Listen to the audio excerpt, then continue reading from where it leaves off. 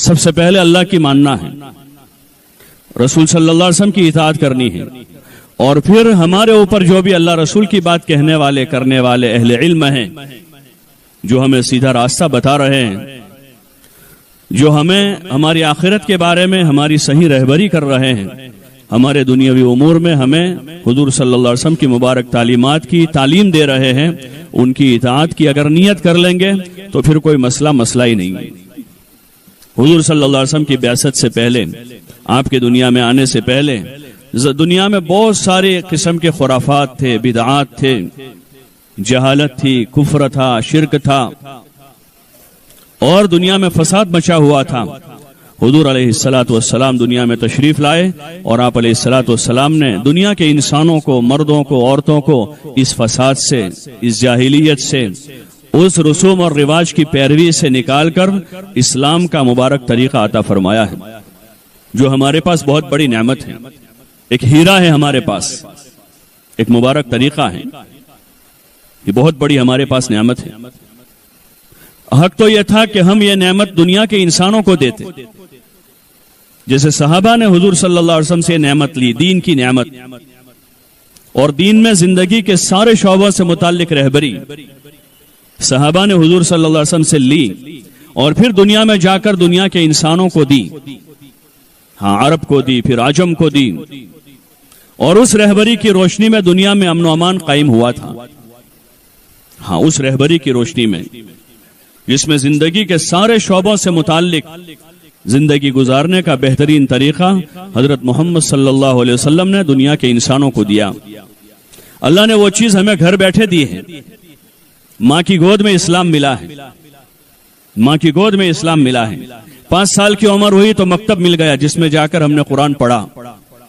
ایک ماحول، ہمیں ایک اچھا ماحول اللہ نے دیا کہ جہاں مسجدیں ہیں، اذان ہو رہی ہے، 5 وقت نمازیں ہو رہی ہیں، مکاتب ہیں، مدارس ہیں، علماء ہیں، ایک مبارک ماحول دیا ہے۔ یہ اللہ کی بڑی نعمت ہے، ہاں بڑی نعمت ہے۔ آج بھی اس زمانے میں ایسے علاقے ہمارے ملک میں ہیں کہ جہاں نہ مسجدیں ہیں، بلکہ ہمارے ضلع میں ایسے دیہات ہیں جہاں مسجدیں نہیں ہیں، ان کے کان پر اذان کی آواز نہیں پہنچتی ہے، ان کے بچوں کی تعلیم و تربیت کا نظام نہیں ہے۔ ہمیں اللہ نے بچپن سے یہ چیزیں دی ہیں، اس پر ہم شکر گزار بنیں۔ جو چیزیں وہاں پڑھی ہیں اس کو نہ بھلاویں۔ ہم بچپن سے جو چیزیں پڑھی ہیں، کلمہ پڑھا ہم نے، اللہ کا نام لیا، ایمان مجمل مفصل پڑھا ہے وہاں، اور زندگی کے آداب پڑھے ہیں، کھانے کا ادب ہے، سونے کا ادب ہے، پیشاب پخانے کا طریقہ اور اس کی دعائیں پڑھی ہیں۔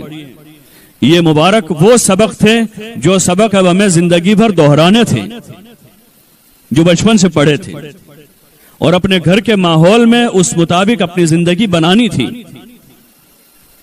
یہ اللہ کا انعام تھا ہمارے اوپر۔ اس نعمت کا شکر یہ ہے کہ جو ہم نے پڑھا ہے، اس پڑھے ہوئے چیز کو اپنی زندگی میں لے کر ہم اپنی زندگی گزاریں، ہاں، اور ایک سچے پکے مسلمان بننے کی کوشش کریں، سچے پکے مسلمان بننے کی کوشش کریں کہ جس اسلام پر اللہ ہم سے راضی ہو جاوے، ہاں، جس زندگی پر اللہ ہم سے خوش ہو جاوے، جو ہمارا مالک ہے، جو ہمارا پیدا کرنے والا ہے، زندگی اسی نے دی ہے اور موت اسی کے ہاتھ میں ہے۔ ایک جھٹکے میں زندگی ختم ہو جاتی ہے، جس دن اس کا فیصلہ ہو جائے گا تو ہماری موت واقع ہو جائے گی، ہم اس کو روک نہیں پائیں گے۔ تو زندگی اور موت کے درمیان میں اللہ نے جو موقع دیا ہے وہ اچھے کام کرنے کے لیے دیا ہے، کہ اس موقع کو ہم غنیمت سمجھ کر اچھے کام کریں۔ الذی خلق الموت والحیات لیبلوکم ایکم احسن عملا، اللہ وہ ہے جس نے زندگی اور موت کو پیدا کیا ہے اور اس لیے بنایا ہے کہ وہ تم کو آزماویں کہ تم میں سے اچھا عمل کر کے کون آتا ہے۔ ہاں، برے کام کرنے کے اللہ نے زندگی نہیں دی ہے، اور برا کام کرنے کے لیے زمین پر کوئی جگہ اللہ نے نہیں بنائی ہے کہ جہاں جا کے آدمی برا کام کرے۔ اچھے کام کرنے کے لیے زمین بنائی ہے۔ حضور علیہ السلام نے فرمایا جعلت لی الارض مسجدا وطہورا، کہ اللہ پاک نے میری امت کے لیے پوری زمین کو پاک کر دیا اور نماز پڑھنے کی جگہ بنا دیا کہ جہاں چاہے نماز پڑھے، لیکن گناہ کرنے کے لیے کوئی جگہ نہیں، نہ گھر کا کمرہ ہے، نہ محلہ ہے، نہ کوئی گارڈن ہے، نہ کوئی ملک ہے، گناہ کرنے کے لیے کوئی جگہ زمین پر نہیں ہے۔ اور گناہ کرنے کی کسی کو اجازت نہیں ہے، اللہ کی طرف سے منع ہے، روک دیا ہے۔ سارے گناہوں کو الگ الگ حدیثوں میں تفصیل کے ساتھ بیان کیا کہ اس سے بھی بچو، اس سے بھی بچو، اس سے بھی بچو، اس سے بھی بچو۔ سارے گناہوں سے بچنے کو کہا ہے اور ایک اچھی زندگی گزارنے کو کہا ہے۔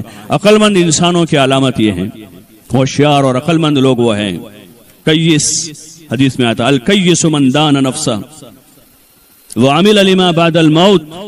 عقل مند لوگ وہ ہیں، عقل مند مرد وہ ہیں، عقل مند عورتیں وہ ہیں جو اپنے نفس پر قابو رکھے، من دان نفسہ، جو اپنے نفس پر قابو رکھے۔